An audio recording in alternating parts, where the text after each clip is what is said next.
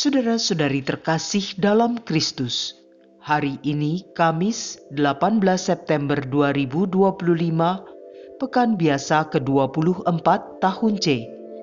Bacaan dibawakan oleh Margareta Yvonne, Mazmur dilantunkan oleh Marcelio Adrian Aridewo, dan renungan ditulis oleh Aloysius Gonzaga Dani. Selamat menekuni Sabda Allah. Mari berziarah dalam pengharapan untuk dunia yang lebih baik.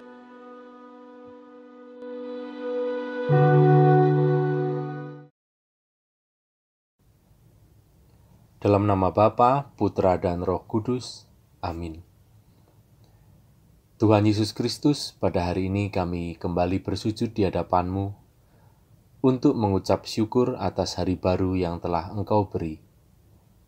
Kami mohon terangi budi kami, supaya kami mengerti makna sapaan-Mu pada hari ini.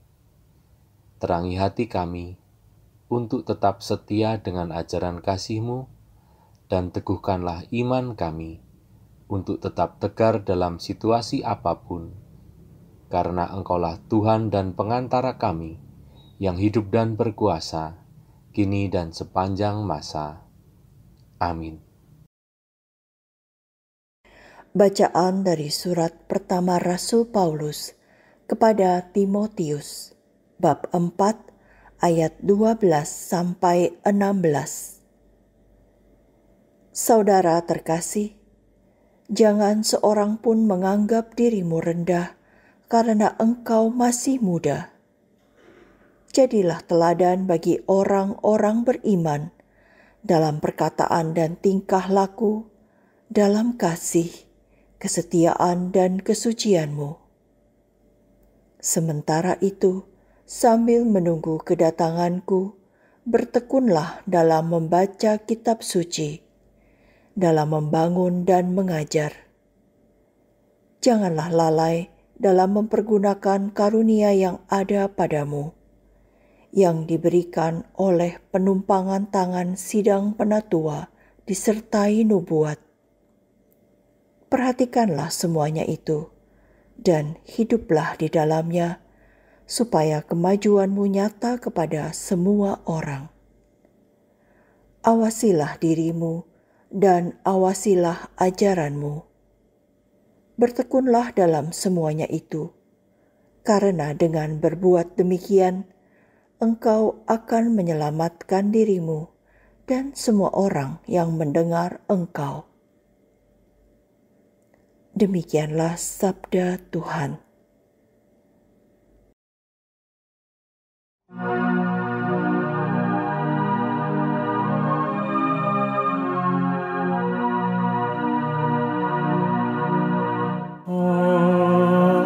Agunglah karya Tuhan, perbuatan tangannya ialah kebenaran dan keadilan. Segala titahnya teguh, perintahnya lestari untuk selamanya. Dilakukan dalam kebenaran dan kejujuran.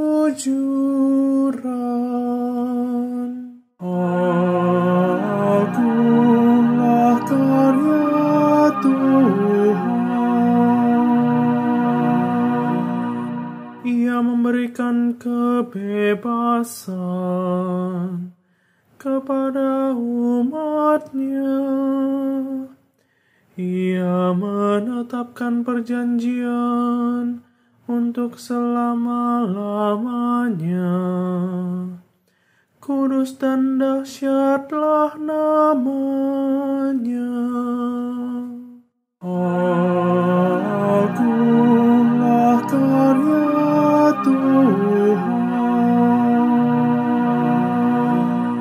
Pangkal kebijaksanaan adalah takut akan Tuhan. Semua orang yang mengamalkannya memiliki budi bahasa yang baik.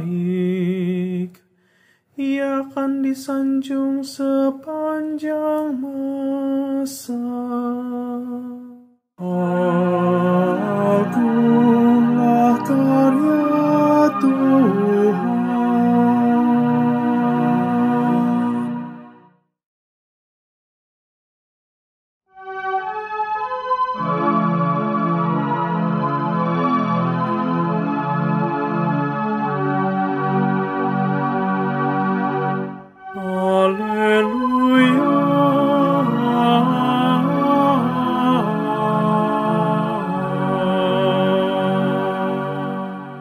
Datanglah kepadaku, kalian semua yang letih dan berbeban berat. Aku akan memberi kelegaan kepadamu. Haleluya.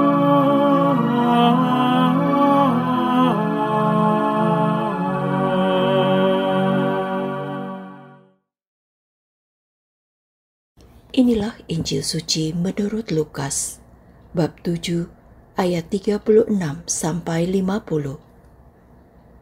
Pada suatu ketika, seorang Farisi mengundang Yesus makan di rumahnya. Yesus datang ke rumah orang Farisi itu, lalu duduk makan. Di kota itu ada seorang wanita yang terkenal sebagai orang berdosa.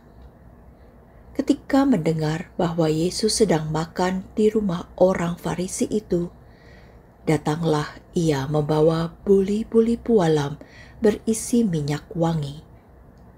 Sambil menangis, ia berdiri di belakang Yesus dekat kakinya, lalu membasahi kakinya dengan air matanya dan menyekanya dengan rambutnya. Kemudian ia mencium kaki Yesus dan meminyakinya dengan minyak wangi. Ketika orang Farisi mengundang Yesus melihat hal itu, ia berkata dalam hati, "Seandainya dia ini nabi, mestinya ia tahu siapakah dan orang apakah wanita yang menjamahnya ini. Semestinya ia tahu bahwa wanita ini adalah orang yang berdosa." Lalu Yesus berkata kepada orang Farisi itu, "Simon, ada yang hendak kukatakan kepadamu." Saud Simon, "Katakanlah, Guru." Ada dua orang yang berhutang kepada seorang pelepas uang. Yang seorang berhutang 500 dinar, yang lain 50. Karena mereka tidak sanggup membayar, maka hutang kedua orang itu dihapuskannya. Siapakah di antara mereka akan lebih mengasihi dia? Jawab Simon, "Aku sangka yang mendapat penghapusan utang lebih banyak." Kata Yesus kepadanya, "Betul pendapatmu itu." Dan sambil berpaling kepada wanita itu, Yesus berkata kepada Simon, "Engkau melihat wanita ini? Aku masuk ke dalam rumahmu, namun engkau tidak memberikan aku air untuk membasuh kakiku. Tetapi wanita ini membasahi kakiku dengan air mata dan menyekanya dengan rambutnya. Engkau tidak mencium aku, tetapi sejak aku masuk, ia tiada henti-hentinya mencium kakiku.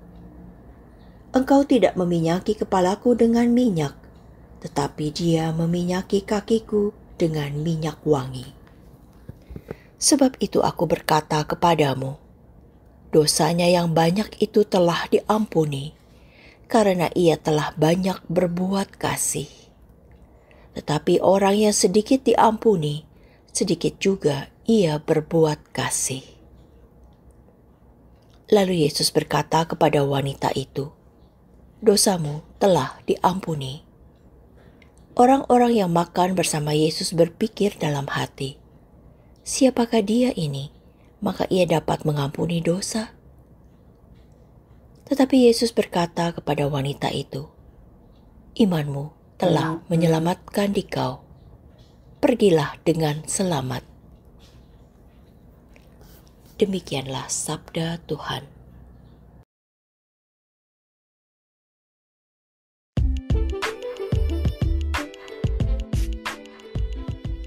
Menjadi ruang yang ramah bagi sesama. Renungan dibawakan oleh Aloysius Gonzaga Dani.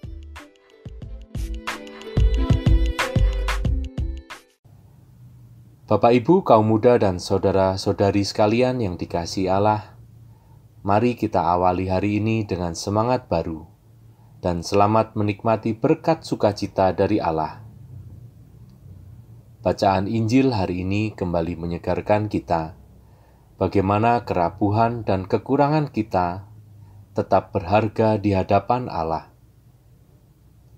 Kisah pertobatan wanita pendosa yang datang kepada Yesus menjadi sesuatu yang menyentuh hati ketika Yesus melihat ketulusannya, dan dengan imannya wanita pendosa tersebut telah diselamatkan. Yesus memberikan ruang yang ramah bagi para pendosa untuk kembali dalam rahmat sukacita Allah. Melalui firman hari ini, saya sebagai seorang pendosa mendapatkan rahmat bahwa kita semua dikasihi Allah. Allah menghendaki kita supaya kehidupan kita berubah ke arah yang lebih baik. Dalam iman Katolik, sakramen tobat menjadi sarana untuk menyadari kasih Allah dan kerapuhan kita sebagai manusia, serta membangun pertobatan dan rekonsiliasi dengan Tuhan. Tuhan Allah senantiasa menyediakan ruang yang ramah bagi kita menuju pertobatan. Oleh sebab itu, sebaiknya kita berhenti untuk menghakimi kesalahan orang lain. Sebaliknya, kita dipanggil untuk berdoa, mengingatkan dan melayani mereka, supaya kembali ke jalan yang benar dan menjadi pribadi yang lebih baik. Tuhan tidak menutup mata kepada mereka yang menyadari hidupnya masih dalam gungkungan dosa. Justru Tuhan memanggil mereka yang menyadari butuh diselamatkan dari cengkeraman dosa, serta bersedia mengikuti jalannya. Dari jalan itu, Tuhan mengajak setiap orang turut bersamanya menebarkan cinta kepada ciptaannya yang ada di dunia ini. Hal sederhana yang bisa kita lakukan adalah dengan cara mendoakan mereka dalam doa-doa kita. Bapak, Ibu, kaum muda yang dikasihi Allah, marilah kita memberi makna dalam setiap perjumpaan yang kita temui dengan menjadikan kasih sebagai identitas utama kita. Semoga kita, kumpulan umat beriman, bisa menjadi tempat yang ramah bagi siapapun yang ditinggalkan dunia. Marilah berdoa. Tuhan Yesus Kristus, terima kasih untuk pengajaran-Mu hari ini yang sudah menjadi pelita bagi hidup kami. Berilah kami hikmat untuk tetap setia dalam iman-Mu dan dimampukan untuk meneladan kasih-Mu. Kasih yang tanpa batas, sehingga kami bisa berkenan menjadi murid-Mu dan menjadi berkat bagi sesama. Kami mohon berkatilah juga keluarga, pekerjaan, komunitas, dan saudara-saudari kami, karena Engkaulah Tuhan dan pengantara kami, yang hidup dan berkuasa, kini dan sepanjang segala masa. Amin. Dalam nama Bapa, Putra, dan Roh Kudus. Amin.